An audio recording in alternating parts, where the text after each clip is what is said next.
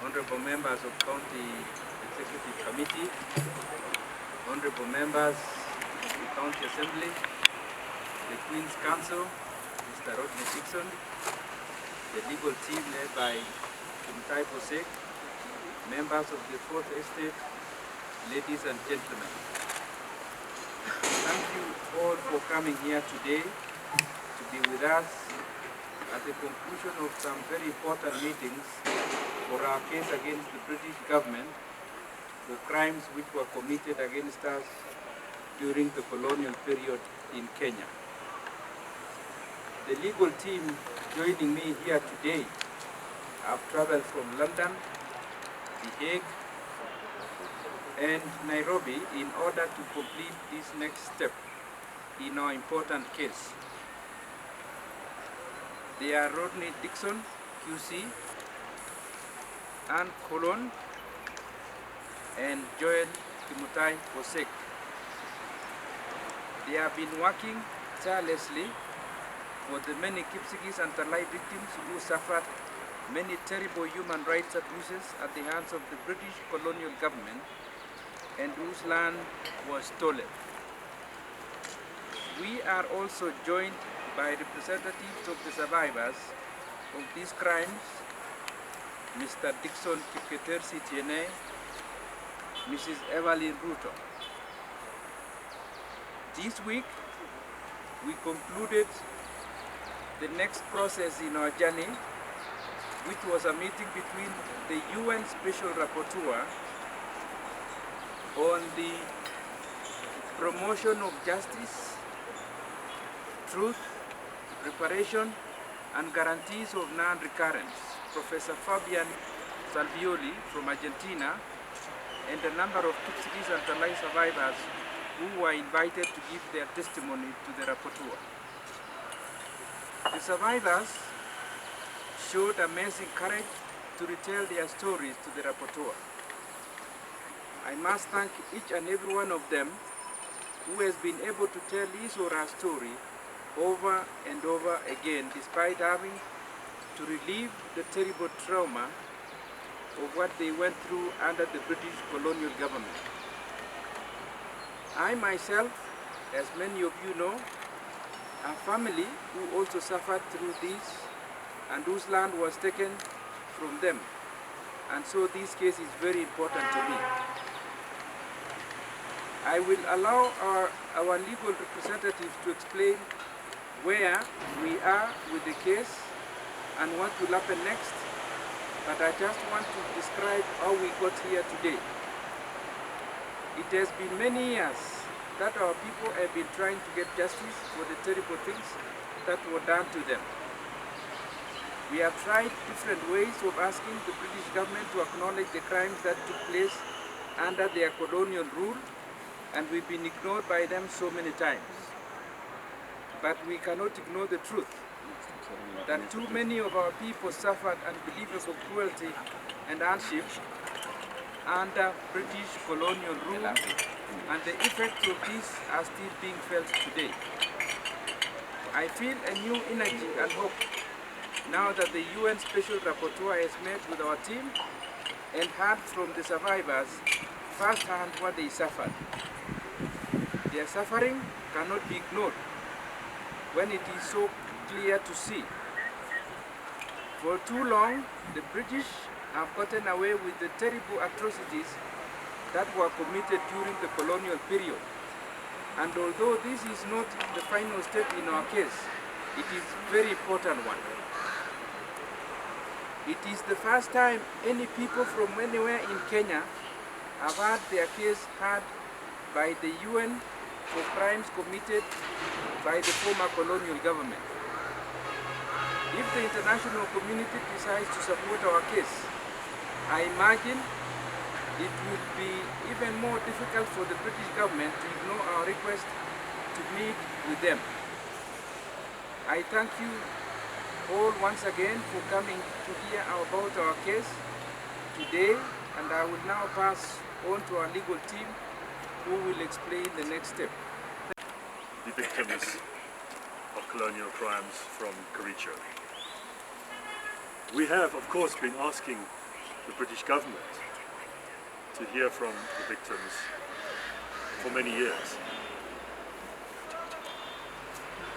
But unfortunately, the door has always been shut on us. That is why we had to take the step of escalating the case to the international level, to the United Nations itself.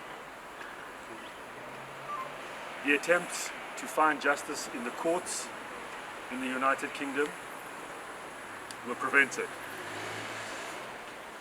That was the first stage. Then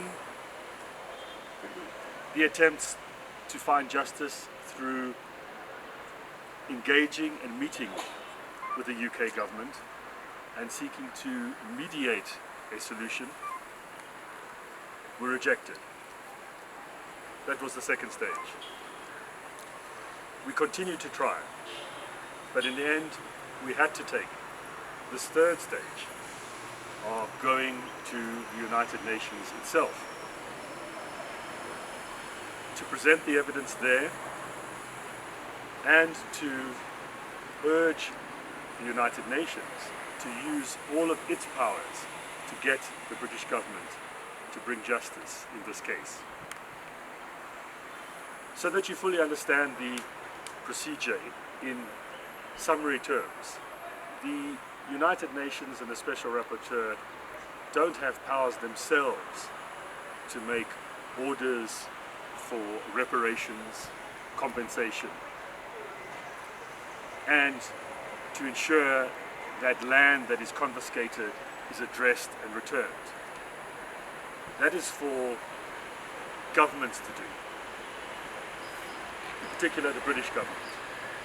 But what the United Nations can do is it can investigate and hear the evidence, as happened this week, and then provide that to the British government with recommendations as to what should be the next steps.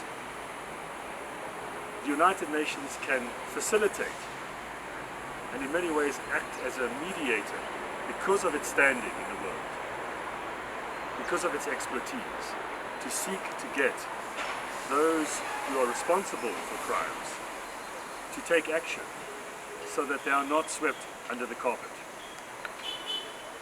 In very concrete terms, that means that the Special Rapporteur from the United Nations has the power now to send a communication and report to the British government, having heard all of our evidence, having heard directly from the victims yesterday, and to outline proposals, recommendations of steps that the British government can take.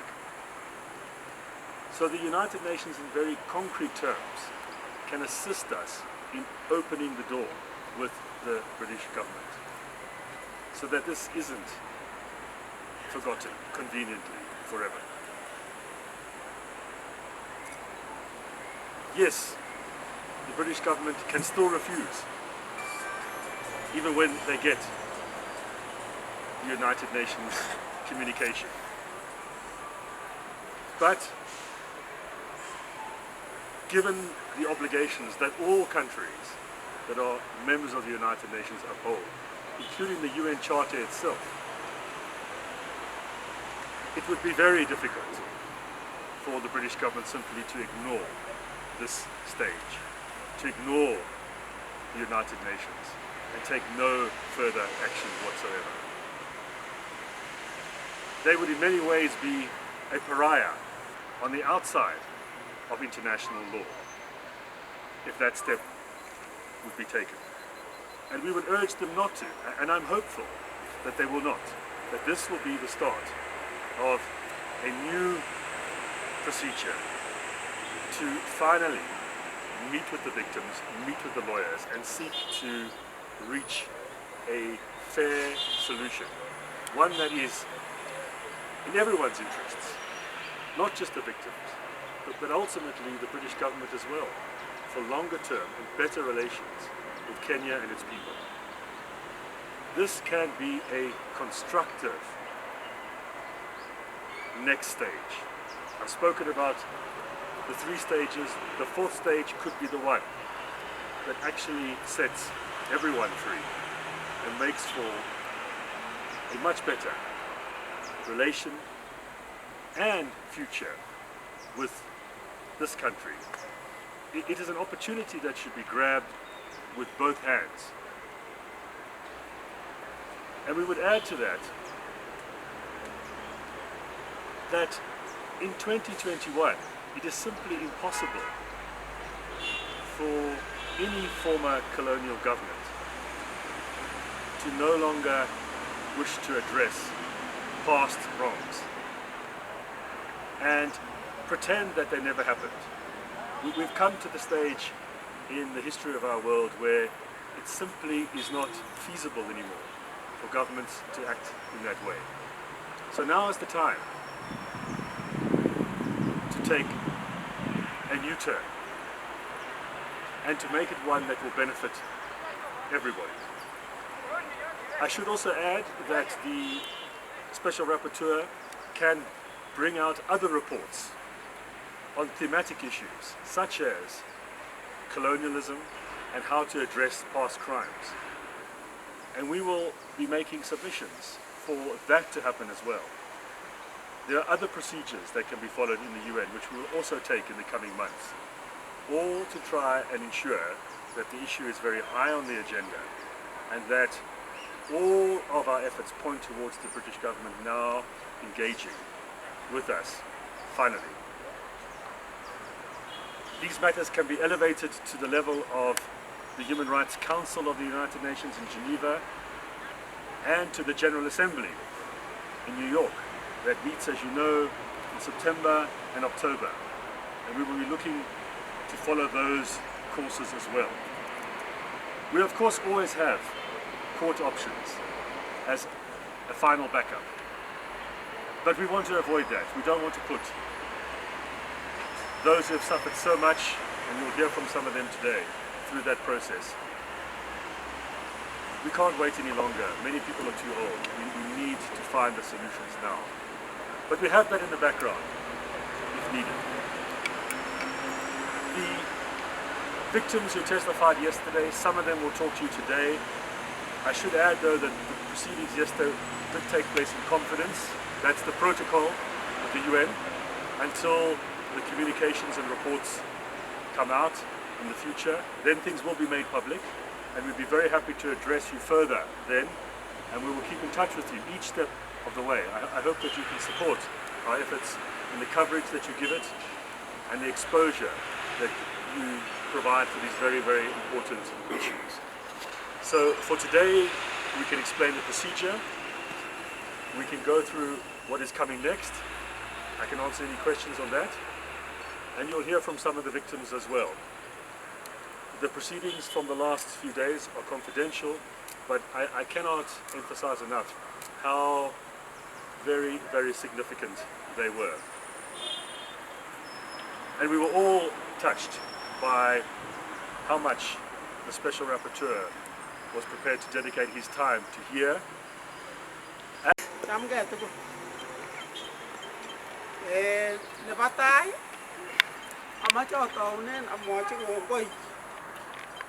Professor Chepkwony Timbiluet en boisiet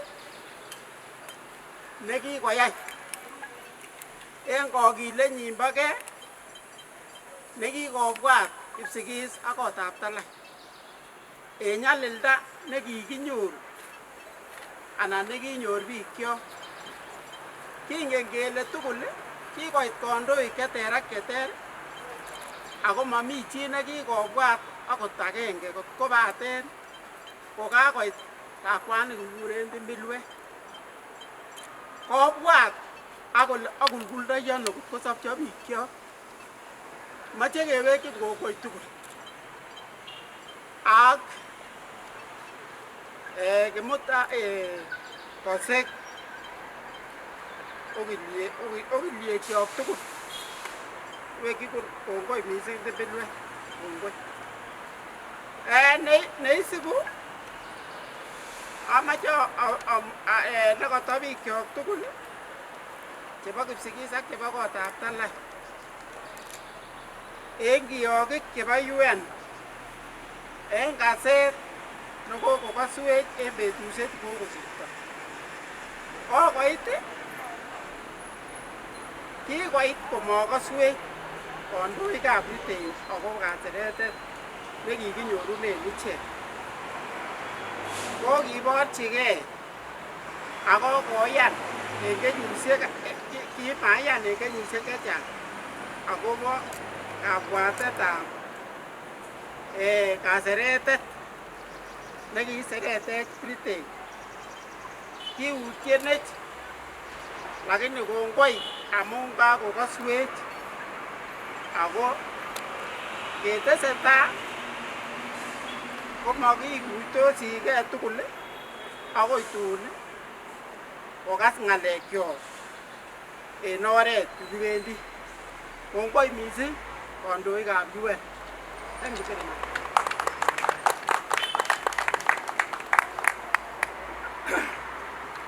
Okay, thank you very much, Your Excellency, the team from the United Nations, and everybody. On behalf of Talai and Kipsigis, I'm standing here as a patron of Talai. My names are Dixon CTNA, and I'm going to give out some few words. On behalf of our people, Talai and Kipsigis, we would like to thank the United Nations for listening to us these past few days. It has been very difficult to feel ignored for so long by British government for the terrible things they did to us. We have been fighting for our voices to be heard many years, and if the British government thinks that we forget what they did, they are wrong. We will keep fighting for them to speak with us, and we thank our lawyers for continuing this fight for us with the United Nations. We cannot feel very free until we acknowledge what they did. Until they acknowledge what they did, this is the only way forward. Without forgetting, I would like to thank His Excellency, Governor of Kericho, for his tireless work done to our people. In fact, what we should say is that he's the only past leader in Kipsigis land who thought about the Talai and Kipsigis, who their land was that. I humbly thank you very, very much. And I pray God that you continue that way. You will be paid by God. With us, we don't have anything to give you, sir, but we know God in heaven is with us, and He's going to give you your entire office, Deputy Governor, and all other ministers. What I would like to say is that our people, particularly those who are employed under the government of the country, should obey what the governor had initiated. We should say, don't try to stop what the governor has said. The governor has been used by God to assist the Talai people. So I hope the message has gone through. I hope the Minister of Land, in case of anything, and Minister for Land understands it very well, and other people. Our children don't go to school. Those who have gone to school, no job.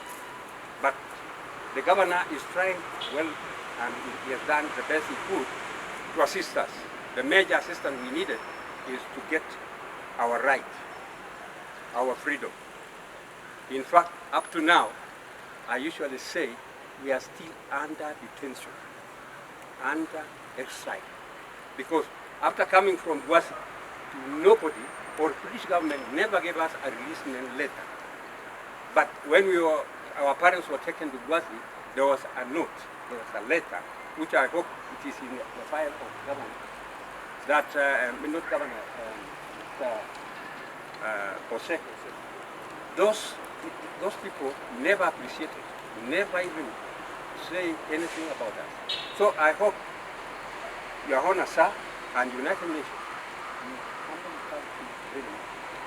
we pray God that you continue.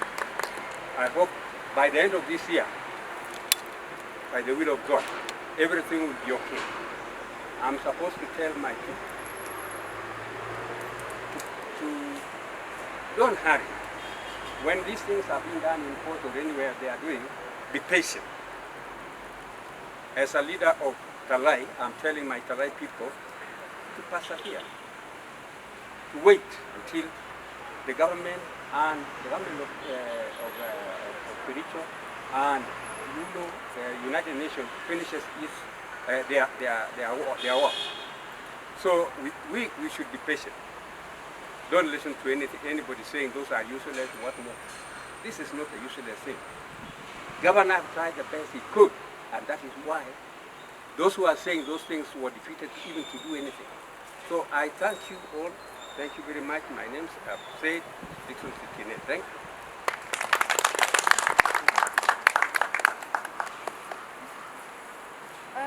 We have about 10 or 15.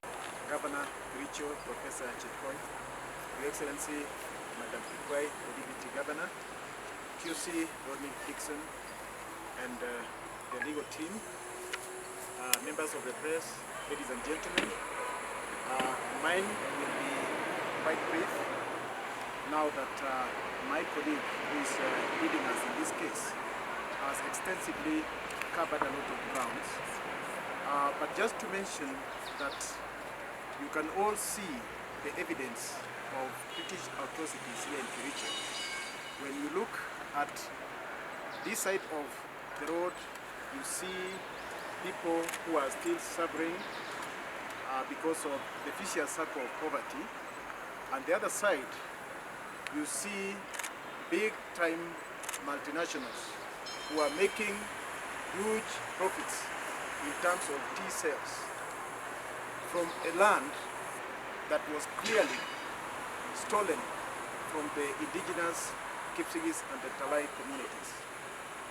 It is unfortunate that several decades after our independence, we are still grappling with matters that should have come to an end probably 5 years into independence from 1963.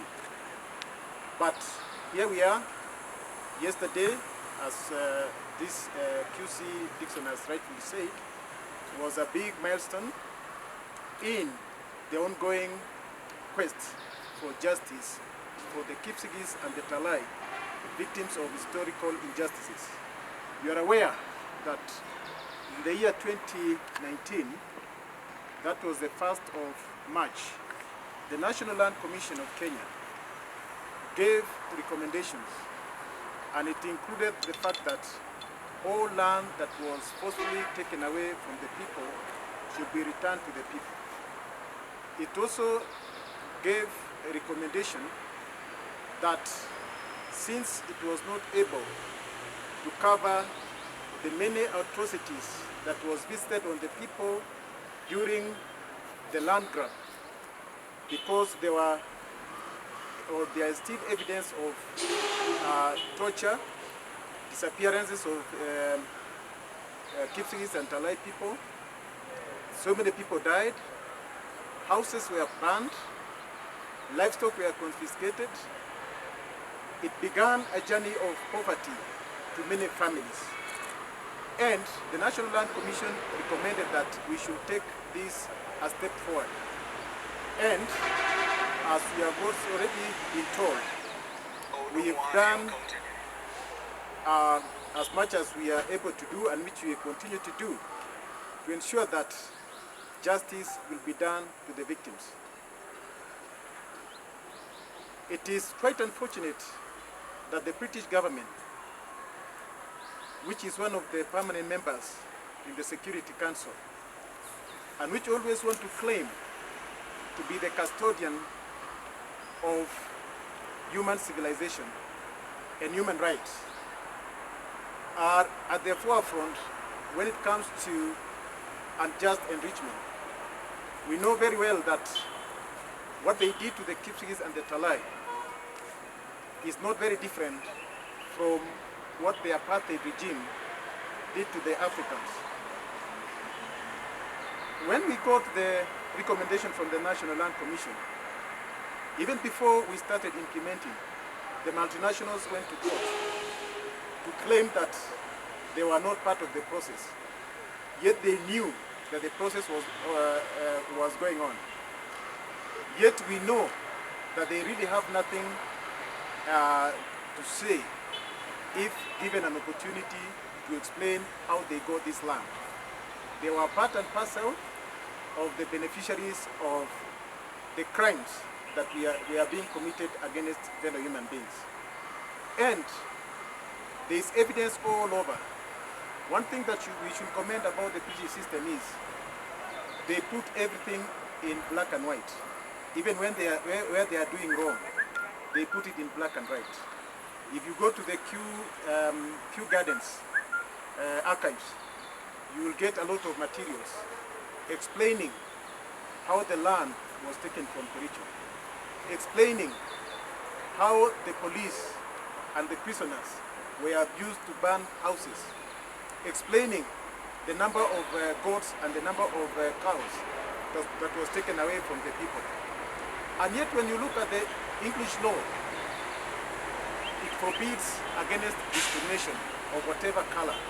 And even that time, there was a law that compelled or enjoined the Crown of England to ensure that wherever the British had settled, indigenous people as well as the settlers were to be treated equally and were to be accorded human rights. But that is not what they did. That is not what they did when they came to Kericho, when they came to our land. And we are not going to give up. We are going to fight hard. And we are going to pursue lines of justice by whatever means that is lawful. We know that what they did was illegal, it was unlawful, it was inhuman, it was heathen, it was barbaric, but we are showing them that we are, and even that time, we were more civilized than they were. Just to end up, from here, we'll continue to fight the case that is before Nairobi Court, Environment and Land Court, and we cannot rule out the possibility of many cases, not only in Kenya, but in different forums. But we are giving opportunity to the UN institution to perform its role and its mandate that has been given by the instruments of the UN. I thank you very much. I don't intend to